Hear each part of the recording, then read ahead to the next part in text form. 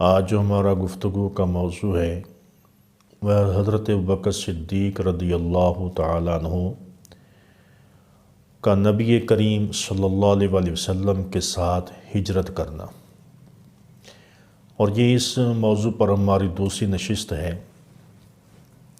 پہلی نشست میں ہم نے ہجرت کی جو شب تھی، رات تھی، اس کا ذکر کیا تھا کہ نبی کریم صلی اللہ علیہ وآلہ وسلم نے حضرت علی المرتضیٰ شیر خدا کرم اللہ وجہ الکریم کو اپنے بستر پر لٹا دیا، سلا دیا، فرمایا کہ صبح تم ہمارے پیچھے یہ امانتیں واپس کر کے ان کافروں کی آ جانا۔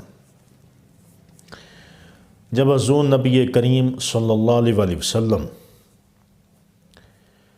آپ اپنے گھر سے نکلنے لگے تو اس وقت سورہ یاسین شریف کی آپ تلاوت فرما رہے تھے،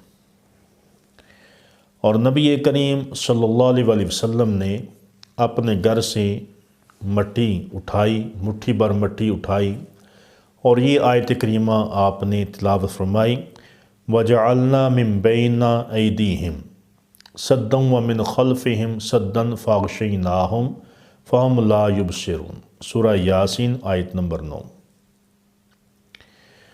اور ہم نے ان کے آگے دیوار بنا دی اور پیچھے ایک دیوار، اور انہیں اوپر سے ڈھانپ لیا اور انہیں کچھ بھی نہیں سوجتا تھا۔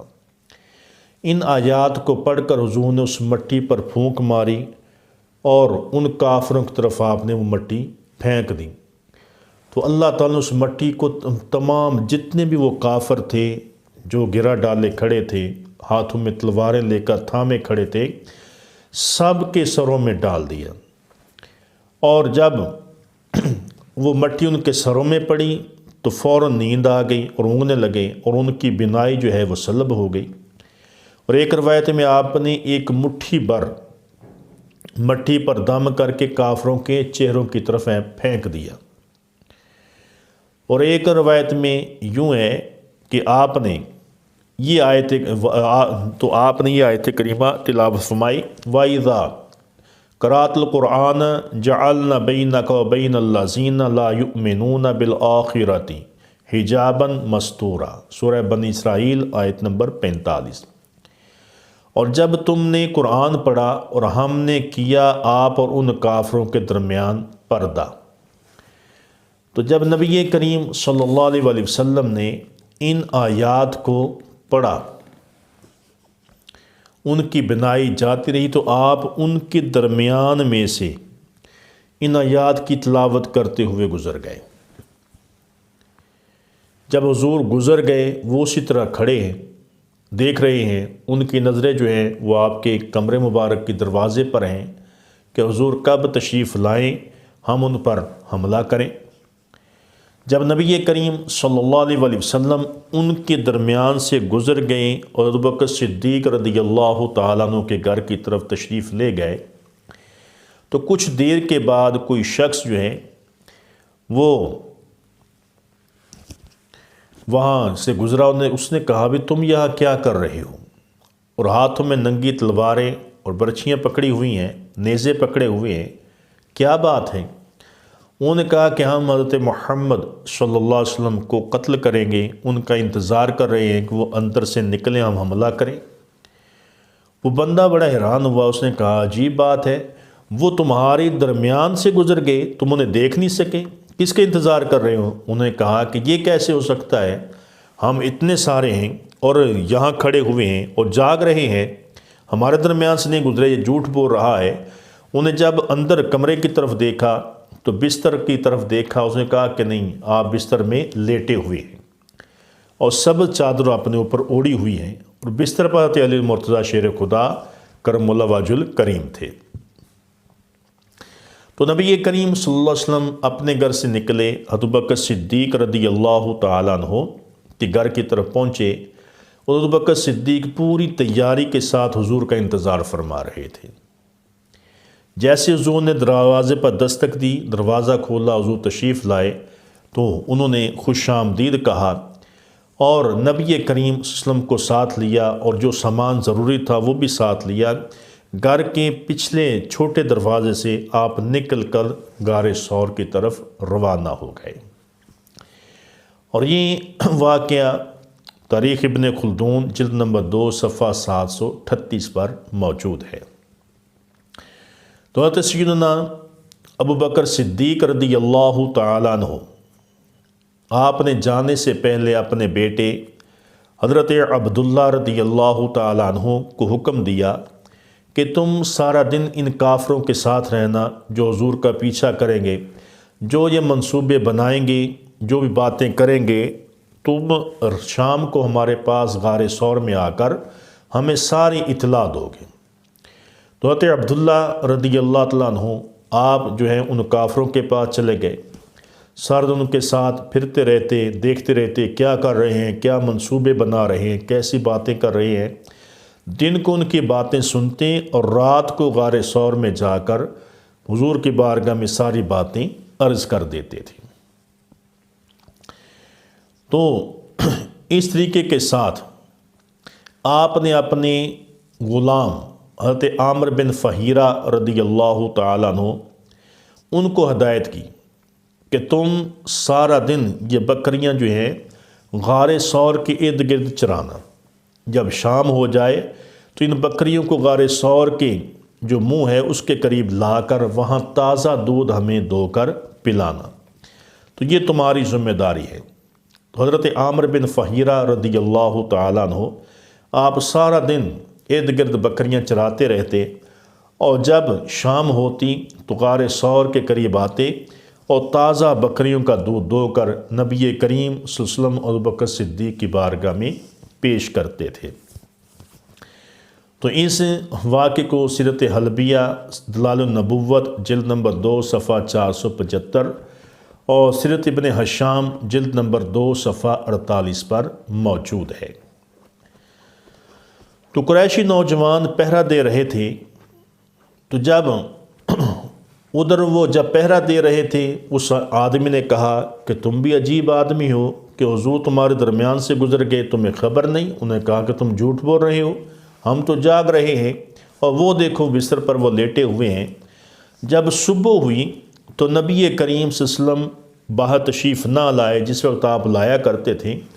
وہ کہنے لگے کہ پہلے تو یہ جب صبح صادق ہوتی تو گھر سے نکل کر بیت اللہ کی طرف جاتے تھے، آج اٹھے نہیں ہیں۔ تو انہوں نے جب اندر جا کر دیکھا، بستر سے جو دیکھا، بستر کا چادر ہٹائی، دیکھا کہ حضرت علی المرتضیٰ شیر خدا تشریف فرما ہیں۔ تو وہ پوچھنے لگے کہ اے علی بتاؤ تمہارے نبی کہاں ہیں؟ تو حضرت علی رضی اللہ تعالیٰ عنہ آپ نے فرمایا کہ مجھے کیا معلوم، تمہیں معلوم ہوگا، تم پہرا جو دے رہے ہو۔ تو انہیں کہا کہ نہیں، تم بتاؤ کہ تم یہاں لیٹے ہوئے ہو، ان کے بستر پر ہو، تو وہ کہاں گئے؟ تو حضرت علی کرم اللہ وجہ الکریم نے فرمایا اللہ عالم بحال رسولہ، کہ اللہ تعالیٰ اپنے رسول کا حال زیادہ بہتر جانتا ہے۔ تو وہ حیران ہو گئے، اور پھر انہوں نے اپنی جب سروں میں ہاتھ ڈالا تو ان کے سروں پر مٹی تھی۔ تو پھر وہ کہنے لگے کہ لگتا ہے کہ وہ آدمی ہمیں صحیح کہتا تھا، کہتے محمد صلی اللہ علیہ وسلم نے ہمارے اوپر نعوذ باللہ جادو کر دیا اور درمیان سے گزر گئے۔ تو اس واقعے کو مدارج النبوت جلد نمبر 2 صفحہ 57 اور سیرت ابن حشام جلد نمبر 2 صفحہ 94 پر بیان کیا گیا ہے۔ تو حضور رحمت للعالمین صلی اللہ علیہ وسلم جب آپ مکہ مکرمہ سے باہر نکلے تو ایک بلند ٹہلے پر آپ کھڑے ہو گئے۔ کھڑے ہو کر آپ نے مکہ مکرمہ کی طرف اپنا چہرہ انور کیا اور کر کے آپ نے یہ کلمات ارشاد فرمائے، واللہ انکا لخیر ارض اللہ واحب ارض اللہ الی اللہ ولولا انی اخرجتا ما خرجت۔ ترمذی شریف جلد نمبر 2 صفحہ 232 پر یہ حدیث مبارکہ موجود ہے، اور اس کا ترجمہ یہ ہے کہ خدا کی قسم اے مکہ کی زمین، تو مجھے اللہ کی ساری زمینوں میں سے زیادہ محبوب ہے۔ اللہ کی بارگاہ میں، اور اگر مجھے نکالا نہ گیا جاتا تو میں ہرگز تجھ سے نہ نکلتا۔ آقا علیہ الصلوۃ والسلام نے یہ کلمات فرمائے اور پھر آپ آگے چل دیے۔ اب حضور سرور دو عالم صلی اللہ علیہ وسلم ابوبکر صدیق رضی اللہ تعالیٰ عنہ کے ساتھ چلے جا رہے ہیں۔ جب ابوبکر صدیق رضی اللہ عنہ چلتے چلتے کبھی آگے نکل جاتے، کبھی آپ کے پیچھے ہو جاتے، کبھی دائیں اور کبھی بائیں، تو حضور رحمۃ للعالمین صلی اللہ علیہ وسلم نے جب یہ معاملہ دیکھا فرمایا ابو بکر یہ کیا کر رہے ہو؟ تو عرض کیا یا رسول اللہ صلی اللہ علیہ وسلم مجھے خیال آتا ہے کہ دشمن آگے نہ ہو تو آگے نکل جاتا ہوں، دشمن پیچھے سے نہ آ جائے تو پیچھے چلا جاتا ہوں، پھر خیال دشمن دائیں سے نہ آ جائے دائیں طرف آتا ہوں، بائیں نہ آ جائے بائیں طرف جاتا ہوں، تو اس لیے میں اس طرح کر رہا ہوں تاکہ اگر آپ کا کوئی دشمن آپ کے دائیں بائیں آگے پیچھے آ بھی جائے تو اس کے آگے میں آؤں، وہ حملہ مجھ پر کرے اور آپ کو کوئی تکلیف نہ پہنچے۔ تو اور جہاں رستہ دشوار ہوتا ابوبکر صدیق رضی اللہ تعالیٰ عنہ نبی کریم صلی اللہ علیہ وسلم کو اپنے کندھوں پر اٹھا لیتے ہیں۔ تو اس واقعے کو سیرت حلبیہ جلد نمبر 2 صفحہ 31، دلائل النبوت جلد نمبر 2 صفحہ 477 پر بیان کیا گیا ہے۔ اب یہاں علماء کرام نے ایک نکتہ جو ہے وہ بیان کیا ہے کہ جب فتح مکہ کا دن تھا، نبی کریم صلی اللہ علیہ وسلم نے بتوں کو گرایا۔ جب بت گرائے گئے تو کچھ بت ایسے تھے جو بلند تھے کہ وہاں تک آپ کا ہاتھ مبارک نہیں جا رہا تھا۔ تو نبی کریم صلی اللہ علیہ وسلم نے فرمایا کہ جب ان کا ہاتھ نہ گیا تو علی رضی اللہ عنہ عرض کرنے لگے یا رسول اللہ صلی اللہ علیہ وسلم آپ میرے کندھوں پر تشریف لائیں، میں آپ کو اٹھاتا ہوں پھر آپ ان کو گرا دیں۔ تو نبی کریم صلی اللہ علیہ وسلم نے ارشاد فرمایا اے علی تم نبوت کا بار نہیں اٹھا سکتے، آؤ تم میرے کندھوں پر سوار ہو جاؤ، تم ان کو گرا دو۔ تو نبی کریم صلی اللہ علیہ وسلم نے حضرت علی کو اپنے کندھوں پر بٹھایا تو حضرت علی نے وہ بت جو اوپر تھے اونچے تھے ان کو گرا دیا۔ یہ واقعہ مدارج النبوت جلد نمبر 2 صفحہ 291 پر موجود ہے۔ تو اب ذرا غور کریں کہ بیت اللہ شریف میں حضور اکرم صلی اللہ علیہ وسلم نے فرمایا اے علی تم بار نبوت نہیں اٹھا سکو گے، مگر رات کا سفر ہے، دشوار گزار چٹان ہے، میلوں کا سفر ہوا ہے۔ ابوبکر صدیق رضی اللہ تعالیٰ عنہ عرض کرتے ہیں کہ یا رسول اللہ صلی اللہ علیہ وسلم آپ میرے کندھوں پر تشریف لائیں، سوار ہو جائیں، اور تو میں آپ کو اوپر پہاڑی پر لے جاتا ہوں، غار کے اندر لے کر جاتا ہوں۔ تو نبی کریم صلی اللہ علیہ وسلم اندھیری رات کے اندر نبی کریم صلی اللہ علیہ وسلم کو اپنے کندھوں پر اٹھا کر جو غار ثور کی پہاڑی ہے اس کے اوپر چڑھتے ہیں۔ یہ کس قدر طاقت اور شجاعت ہے کہ حضرت علی المرتضیٰ شیر خدا کی شجاعت یہ ہے کہ ہجرت کی رات حضور امام الانبیاء علیہ الصلاۃ والسلام کے بستر پر آرام فرما ہیں اور دشمنوں کے نرغے میں جان تک کی پرواہ نہیں کی۔ تو حضرت سیدنا صدیق اکبر رضی اللہ تعالیٰ عنہ کی شجاعت یہ ہے کہ وہ نبی کریم صلی اللہ علیہ وسلم کو اپنے کندھوں پر اٹھا کر پہاڑ کی چوٹی کی طرف پہنچ جاتے ہیں۔ ایک بار سیدنا علی المرتضیٰ شیر خدا کرم اللہ وجہ الکریم نے نبی کریم صلی اللہ علیہ وسلم سے پوچھا کہ صحابہ کرام میں سب سے زیادہ بہادر کون ہے؟ تو نبی کریم صلی اللہ علیہ وسلم نے ارشاد فرمایا وَلَكِنْ أَشْجَعُ النَّاسِ ابو بکر۔ ریاض النظرہ جلد نمبر 1 صفحہ 138 پر یہ حدیث مبارکہ موجود ہے کہ نبی کریم صلی اللہ علیہ وسلم نے ارشاد فرمایا تمام لوگوں سے بہادر ابو بکر رضی اللہ تعالی عنہ ہیں۔ تو حضور سرور کونین صلی اللہ علیہ وسلم اور ابو بکر صدیق چلتے چلتے جب غار کے قریب پہنچ گئے تو ابو بکر صدیق رضی اللہ تعالیٰ نے عرض کی یا رسول اللہ صلی اللہ علیہ وآلہ وسلم آپ مجھے اجازت دیں کہ میں غار کا جائزہ لوں اور اس کو اچھی طریقے سے صاف کر دوں۔ تو نبی کریم صلی اللہ علیہ وسلم نے اجازت فرمائی اور ثم قال والذی بعثک بالحق لا تدخلہ حتی ادخلہ فَإِنْ كَانَ فِيهِ شَيْءٌ نَازَلَ بِي قَبْلَكَ۔ دلائل النبوہ جلد نمبر 2 صفحہ 277۔ پھر ابو بکر صدیق رضی اللہ عنہ عرض کی یا رسول اللہ صلی اللہ علیہ وسلم میں خدا کا واسطہ دے کر عرض کرتا ہوں جس نے آپ کو حق کے ساتھ مبعوث فرمایا ہے، آپ غار میں داخل نہ ہوں، اگر اس میں کوئی موذی چیز ہو تو مجھے اذیت پہنچائے۔ حضور علیہ الصلوۃ والسلام کی بارگاہ میں اس کی مجھے اجازت دیں کہ میں اندر جا کر اس کی صفائی کروں۔ حضور نے اجازت فرمائی، آپ اندر تشریف لے گئے۔ رات اور غار کا اندھیرا تھا، فلم یرا شیئن کچھ دکھائی نہ دیا۔ غار کو صاف کیا، غار کے چپے چپے کو ہاتھ سے ٹولا، اپنے ہاتھوں سے صاف کیا، اور جہاں کوئی سوراخ معلوم ہوا اپنی چادر کو پھاڑ پھاڑ کر اسے بند کر دیا حتیٰ کہ چادر ختم ہو گئی، اور عرض کی جب سارے غار کی صفائی ہو گئی اور تمام سوراخوں کو بند کر دیا تو سوائے 2 سوراخوں کے عرض کی یا رسول اللہ وسلم تشریف لے آئیں۔ تو حضور نبی کریم صلی اللہ علیہ وسلم جلوہ گر ہوئے تو ابو بکر صدیق رضی اللہ کی گود میں اپنا سر رکھ کر آرام فرمانے لگے۔ اور سیدنا صدیق اکبر رضی اللہ تعالیٰ نے ایک سوراخ محسوس کیا، خیال آیا کہ کوئی جانور یا کوئی موذی چیز نکل کر کہیں نبی کریم صلی اللہ علیہ وآلہ وسلم کو نقصان نہ پہنچائے۔ آپ نے اپنے پاؤں کی ایڑی جو ہے وہ اس کے اوپر رکھ دی اور اس کو بند کر دیا اور زور سے اس کو دبا دیا۔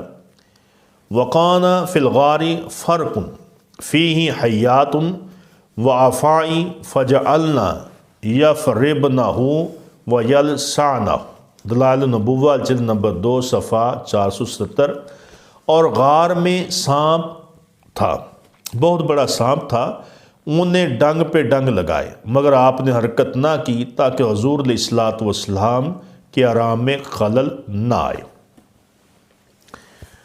اور علامہ ابن ابی بکر جعفر احمد یوں بیان کرتے ہیں، امام طبری ریاض النظرہ جلد نمبر 1 صفحہ 104، دلائل النبوہ جلد نمبر 2 صفحہ 477، سیرت حلبیہ جلد نمبر 1 صفحہ 104، فرماتے ہیں کہ پھر ابو بکر صدیق رضی اللہ تعالیٰ نے عرض کی یا رسول اللہ تشریف لے آئیے، اور آپ صلی اللہ علیہ وسلم نے اپنا سر مبارک سینہ صدیق اکبر رضی اللہ تعالیٰ کی گود میں رکھا، سو گئے۔ جو سوراخ ابھی بند نہیں ہوئے تھے آپ ان پر پاؤں کی ایڑیاں رکھ دیں، دونوں پاؤں کی ایڑیاں رکھ دیں۔ پس ابو بکر صدیق رضی کے پاؤں کو سانپ نے ڈسا مگر آپ نے کچھ حرکت نہ کی، اس خوف سے کہ حضور علیہ الصلوۃ والسلام کے آرام میں خلل نہ آئے۔ آپ کے آنسو حضور رحمت دو عالم صلی اللہ علیہ وآلہ وسلم کے چہرہ مبارکہ پر پڑے، آپ بیدار ہوئے اور فرمایا اے ابو بکر تجھے کیا ہوا؟ عرض کی یا رسول اللہ میرے ماں باپ آپ پر قربان ہوں، ڈسا گیا ہوں۔ حضور نبی اکرم صلی اللہ علیہ وسلم نے اپنا لعاب دہن آپ کی ایڑی پر لگایا تو زہر کا اثر جو ہے وہ جاتا رہا، اور پھر نبی کریم صلی اللہ علیہ وآلہ وسلم نے فرمایا اپنا پاؤں پیچھے کرو، اپنا لعاب دہن لگایا، اس سے زہر کا اثر جاتا رہا، اور پھر اس غار میں سے ایک بہت بڑا سانپ جو ہے اس سوراخ میں سے باہر نکلا۔ تو یہ سانپ جو ہے یہ نبی کریم صلی اللہ علیہ وآلہ وسلم کا دشمن نہیں تھا، بلکہ آقا علیہ الصلوۃ والسلام کا عاشق تھا، جو کئی 100 سال سے اس غار کے اندر آقا علیہ الصلوۃ والسلام کا انتظار کر رہا تھا۔ ایک روز ایک سانپ حضرت عیسیٰ علیہ السلام کی خدمت میں حاضر ہوا اور عرض کی یا رسول اللہ مکہ کو کون سا رستہ جاتا ہے؟ آپ نے پوچھا ہے سانپ تجھے مکہ سے کیا کام؟ عرض کی کہ میں کئی 100 سال حضرت محمد صلی اللہ علیہ وسلم کی محبت دل میں لیے پھر رہا ہوں، اب ان کی محبت کا غلبہ میرے دل کے اندر ہے اور میں چاہتا ہوں کہ میں ان کی زیارت کروں، ان کو تلاش کروں۔ اور مجھے بتایا گیا ہے کہ وہ آپ غار ثور کے اندر جو ہیں وہ تشریف لائیں گے، تو اس لیے میں پوچھ رہا ہوں کہ مکہ کو کون سا رستہ جاتا ہے تاکہ مکہ میں اس غار کے اندر بیٹھ کر ان کا انتظار کروں۔ حضرت عیسیٰ علیہ السلام نے فرمایا کہ میرے اور ان کے درمیان 600 سال کا زمانہ ہے۔ سانپ نے عرض کیا کہ میں نا امید نہیں ہوں، تو حضرت عیسیٰ علیہ السلام نے مکے کا رستہ بتا دیا اور وہ یار غار کے شوق زیارت میں سر کے بل روانہ ہوا اور یہ سانپ غار ثور میں پہنچ گیا۔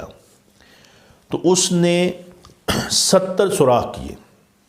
اس کا مقصد یہ تھا اگر مشاہدہ محبوب میں ایک رستہ بند کر دیا جائے گا تو دوسرے رستے سے مشاہدہ کروں گا۔ تو اس نے اس طرح نیت کے ساتھ 70 سوراخ اس غار کے اندر نکالے کہ اس سوراخ سے یا اس سے یا اس سے یا اس سے کسی سے تو مجھے آقا علیہ الصلوۃ والسلام کی جو زیارت ہے وہ ہو جائے گی۔ تو ابوبکر صدیق رضی اللہ عنہ نے وہ تمام جو سوراخ تھے وہ بند کر دیے۔ وہ صرف وہی 2 رستے باقی رہ گئے جن کو آپ نے اپنی ایڑیوں کے ساتھ بند کر دیا تھا۔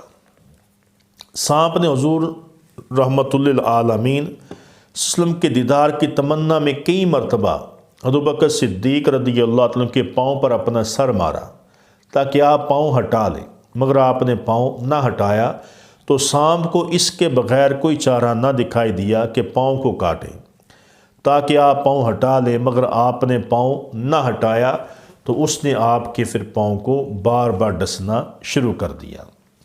تو یہ واقعہ معارج النبوت جلد نمبر 3 صفحہ 12-13 پر موجود ہے۔ اب ابوبکر صدیق رضی اللہ تعالیٰ عنہ کہ جب ایڑی پر سانپ مسلسل بار بار ڈنگ مار رہا ہے تو عقل نے کہا پاؤں نہ رکھنا، یہاں سانپ ہے۔ عشق نے کہا پاؤں رکھ دو، گود میں یار ہے۔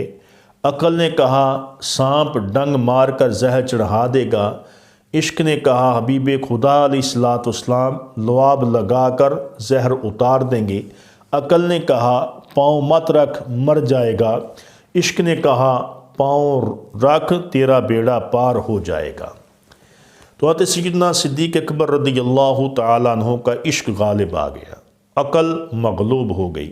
آپ نے پاؤں سوراخ پر رکھ دیا اور جب سانپ نے ڈنگ پہ ڈنگ لگایا تو ابوبکر صدیق رضی اللہ تعالیٰ عنہ کی نگاہیں حسن مصطفیٰ صلی اللہ علیہ وسلم کا دیدار کر رہی تھیں کہ ان سے آنسو نکلے اور چہرہ محبوب علیہ الصلوۃ والسلام پر گرے۔ آقا علیہ الصلوۃ والسلام آپ نے اپنی آنکھیں کھولیں، فرمایا ابو بکر کیا بات ہے، تجھے کس چیز نے رلایا ہے؟ عرض کیا حضور لگتا ہے سوراخ میں کوئی موذی جانور ہے، سانپ ہے جو بار بار مجھے ڈس رہا ہے، اس وجہ سے آنکھوں میں آنسو آ گئے۔ تو نبی کریم صلی اللہ علیہ وسلم نے فرمایا کہ اب اپنا پاؤں پیچھے ہٹاؤ۔ پاؤں پیچھے کیا، آپ نے ڈنگ کی جگہ پر اپنا لعاب دہن لگایا تو ابوبکر صدیق فرماتے ہیں کہ ساری تکلیف درد زہر جو ہے وہ آپ کے لعاب مبارک کی برکت سے جاتا رہا۔ جب سانپ نبی کریم صلی اللہ علیہ وسلم کے سامنے آیا تو آپ نے اس سے فرمایا کہ تم نے میرے یار کے ساتھ کیا کیا، تم نے ان کو ڈنگ کیوں مارا؟ تو سانپ نبی کریم صلی اللہ علیہ وسلم کی بارگاہ میں عرض کرنے لگا، یا رسول اللہ صلی اللہ علیہ وسلم میں ابو بکر کا دشمن نہیں ہوں، جس طرح یہ آپ سے محبت کرتے ہیں میں بھی آپ سے محبت کرنے والا ہوں۔ اور اتنی مدت سے وہ سارا واقعہ بیان کیا کہ اس طریقے کے ساتھ میں جہاں آیا اتنے سوراخ نکالے صرف آپ کی محبت میں، آپ کا دیدار کرنے کے لیے۔ تو ابو بکر نے تمام سوراخ بند کر دیے اور جو سوراخ رہ گئے ان پر اپنی ایڑیاں رکھ دیں۔ تو میرے پاس کوئی چارہ نہیں تھا، میں نے آپ کی محبت کے لیے یہ کیا ہے۔ تو نبی کریم صلی اللہ علیہ وسلم آپ نے اس سے فرمایا کہ اب تم نے ہمارا دیدار کر لیا ہے تو اب تم جا سکتے ہو۔ اور نبی کریم صلی اللہ علیہ وسلم صبح طلوع ہونے کی سے قبل ہی غار ثور میں پہنچ گئے تھے۔ ادھر مکہ مکرمہ میں جب صبح کا اجالا ہوا اور تو نبی کریم صلی اللہ علیہ وسلم کی بجائے حضرت علی رضی اللہ تعالیٰ عنہ آپ کے بستر سے اٹھے تو رات بھر محاصرہ کرنے والوں کے حواس اڑ گئے۔ ان لوگوں نے ناکامی پر مکہ میں کوہرام مچا دیا۔ حضور سید عالم وسلم کی تلاش مشرکین کی ٹولیاں ہر طرف پھیل گئیں، کوئی کسی طرف کوئی کسی طرف۔ ان کو تلاش کرو، ان کو پکڑو، زندہ یا کسی بھی حالت میں۔ تو دور دور تک تلاش کیا مگر کہیں سراغ نہ ملا، تو خائب و خاسر ہو کر واپس لوٹے اور غار ثور مکہ کی جنوبی سمت میں ایک شاہراہ کے قریب تھی جو یمن کو جاتی ہے۔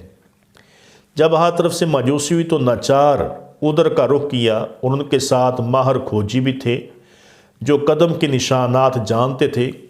وہ قدموں کے نشانوں کو لے کر غار کے قریب پہنچے تو ماہر کھوجی نے کہا، یہ ابو بکر کا پاؤں کا نشان ہے، لیکن اس کے ساتھ جو دوسرا نشان ہے وہ جہاں سے نظر نہیں آ رہا۔ تو یہ وہ پہچان نہ سکا اور کہا کہ یہ مقام ابراہیم والے پاؤں کے نشان کے مشابہ ہے۔ تلاش کرتے کرتے غار کے دانے تک پہنچ گئے، لیکن پھر بھی نہ غار میں داخل ہوتے نہ جان کر دیکھ پاتے، اس لیے کہ اللہ تعالیٰ نے اپنی قدرت کاملہ سے ایسے حالات پیدا کر دیے کہ وہ یہ کہ غار کے دانے قریب ایک خاردہ درخت اگ آیا۔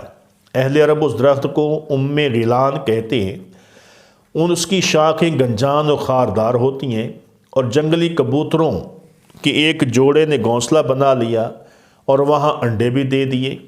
اب جب وہ غار کے قریب پہنچے تو حیران ہو گئے کہ یہاں یہ درخت بھی موجود ہے، خاردار ہے، اور یہ کبوتروں کا گھونسلہ ہے کہ اس نے کبوتر نے انڈے دیے ہوئے ہیں۔ اگر وہ غار کی طرف آتے، اندر داخل ہوتے تو یہ انڈے یہاں نہ ہوتے، کبوتر یہاں نہ ہوتے، گھونسلہ یہاں نہ ہوتا۔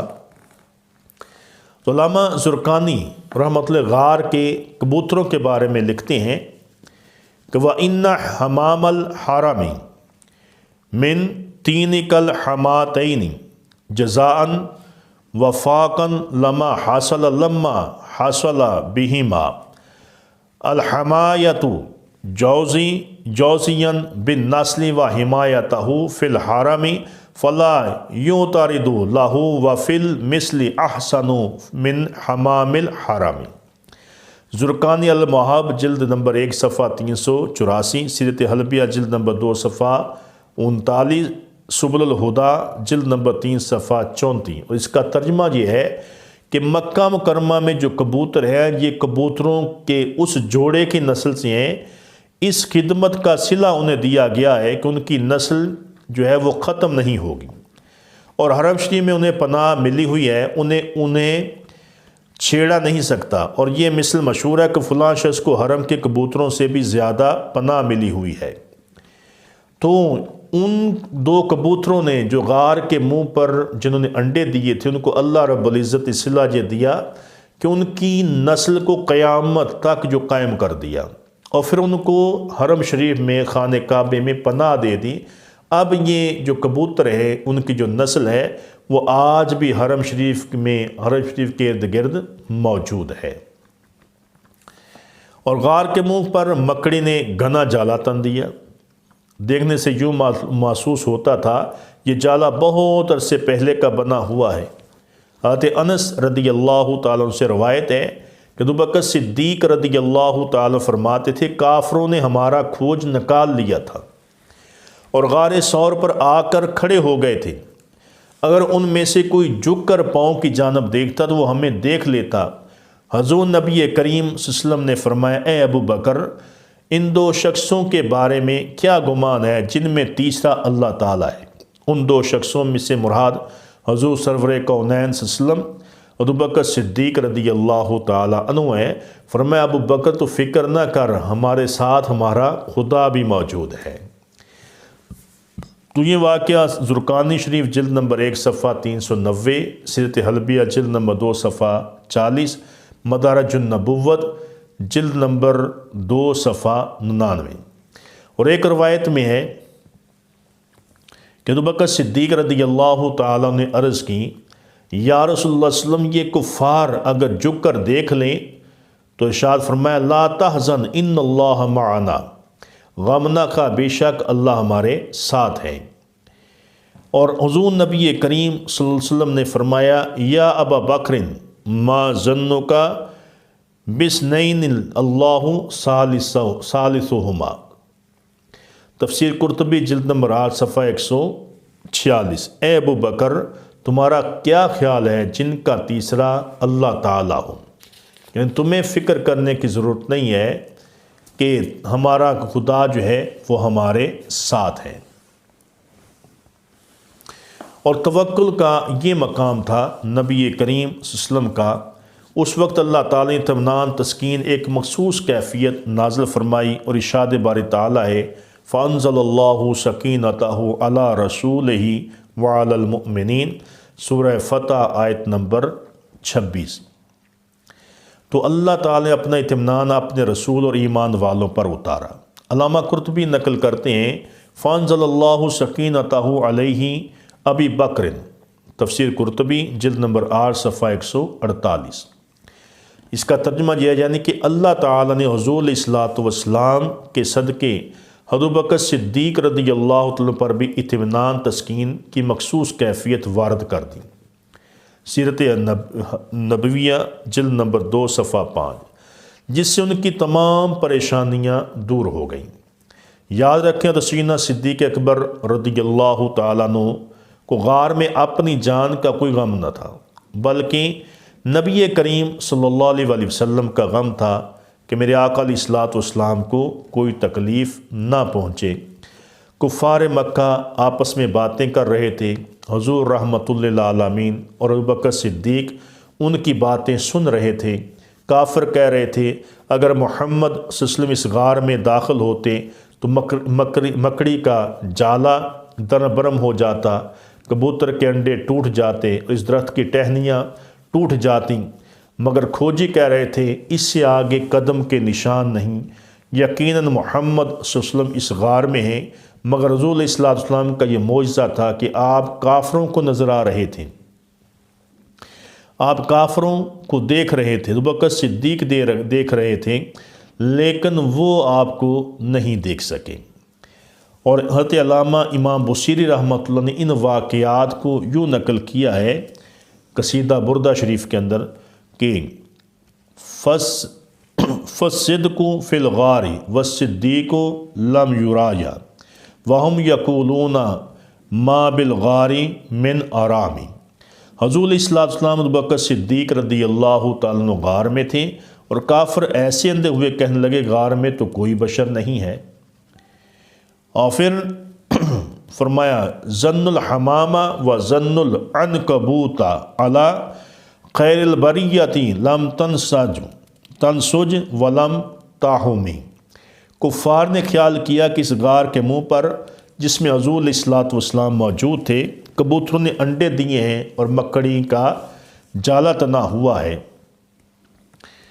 تو حالانکہ نبی کریم اندر موجود تھے۔ سیرت نبویہ ابن ہشام جلد نمبر 2 صفحہ 4۔